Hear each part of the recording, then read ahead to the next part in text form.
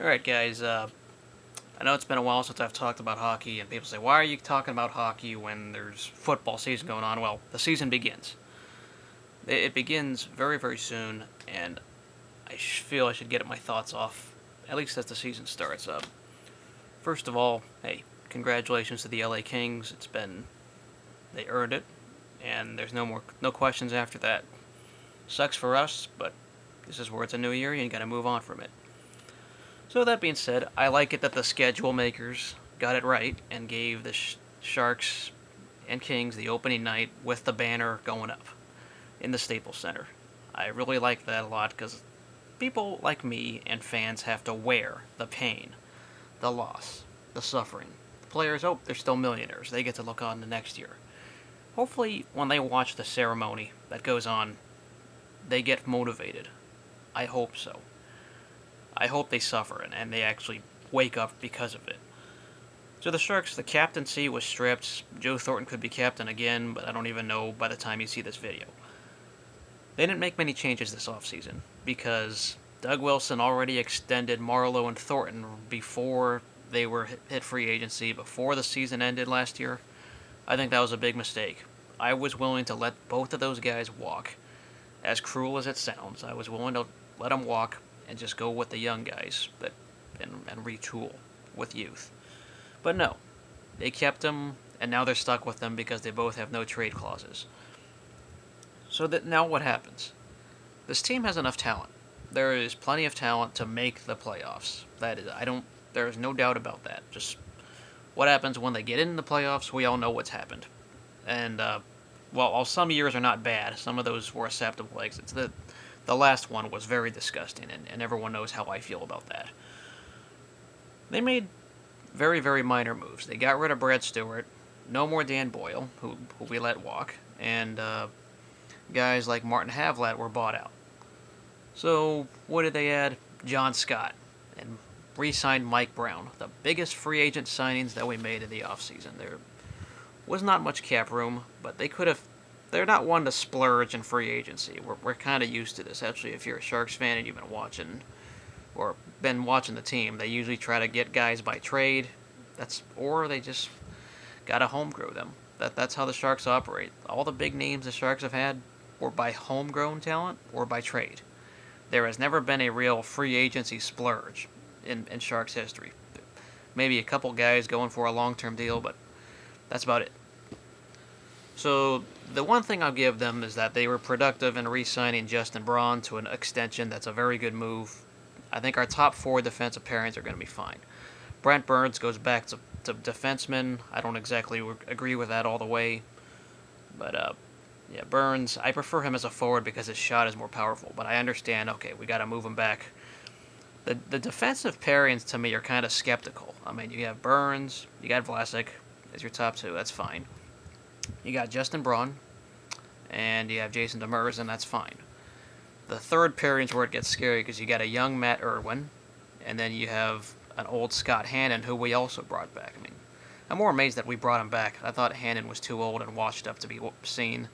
And of course, John Scott can be that part-time physical enforcer, seventh defenseman, if you want to call it.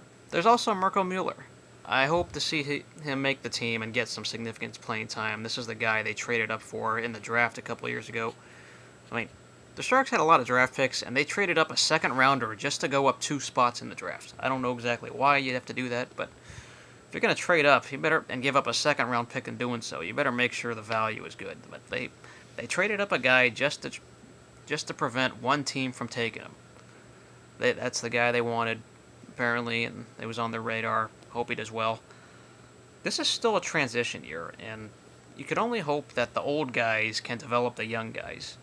I mean, you look at the marketing team, and they don't have posters of Thornton and Marleau as much. Now you see Tomas Hertl, Joe Pavelski, Mark-Edward Vlasic.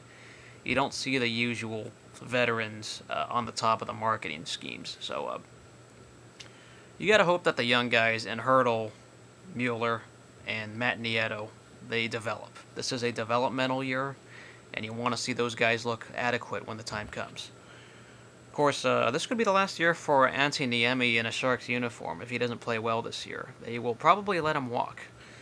Of course, the goalie situation, and Alex Stalock could become the number one goalie if things look different or play out in a special way. I think Stalock was going to be the future for a while, and I think suddenly that got put on hold when Antti Niemi signed a deal with us many years ago. But Stalock was injured at one point, and he worked his way back, and he's looked serviceable for us last year. I hope to see him do something this year. I think Stalock is our goaltender of the future. So we look at what the Sharks are doing, what can be happening. There's plenty of talent to make the playoffs. I still believe there's enough scoring from Joe Pavelski and company that won't be the issue. The issue to me is basic defense. At times, I think the defense, the penalty kill should be good. That's been a strength under Larry Robinson. The power play was dead in the postseason. That we're known to be an offensive-minded team, and the power play was terrible when it mattered most. But in 82 games, you got to focus on getting in first and worry about the postseason later. Now, the cap situation is interesting. I think we have room to make a move if we want to. Last year, we were cap-strapped, and Doug Wilson, for once, did not make any trades, whether it was buying or selling moves. I mean, Wilson is always known to make a buying move, usually, with the exception of the lockout year. We made a selling point. I'm expecting a buying move to happen somewhere this season because the cap room says so. I don't know who or what, but there's got to be somebody on his radar that he wants by trade. That's what I'm speculating. That's what I believe. I don't know exactly like our bottom six. Guys like Adam Burish, Mike Brown. I'm not excited for those guys. It's tiring that we signed Mike Brown to a 2-year contract. I don't know why we need him. He might be physical. Yeah, he'll get some hits, but he's not useful offensively. We want to have a balanced line, and it's important to have depth. You know, the reason why the Kings won, besides Daryl Sutter, is because they had depth at center. They had 4 great centers. And they had multiple guys at center that they had to trade people in the past. They were loaded at that position. I don't know if exactly what we're doing, but we have plenty of guys who can play center, but we don't have the greatest balance of lines. We have 3 lines. Our bottom line, I'm not sure about our defensive two-way forwards. I'm still very skeptical of that. But there's enough talent to make the playoffs. I do believe in that they should get in. That should be scoring enough. The penalty kill should be good, and you expect good play from Alex Stalock and Antti Niemi. Those are last playoff exit. The only person not at fault was Niemi and Stalock. Those guys were left under the bus. Everyone else, though, the moment seems too big for them, or whatever you want to call it. So yeah, this organization, I wasn't happy they kept McClellan and Wilson, but this owner, Hasso Plattner, just believes in them. You can only look forward and just close your eyes and hope things play well. But good thing is, nobody's predicting the Sharks to do anything. They can win 50 games in the regular season, and no one's going to believe in them, which is fine. This team has to regroup, refocus, and refresh themselves coming up for the season. So let me know what you guys all think. There's my Sharks preview. We'll see you guys later.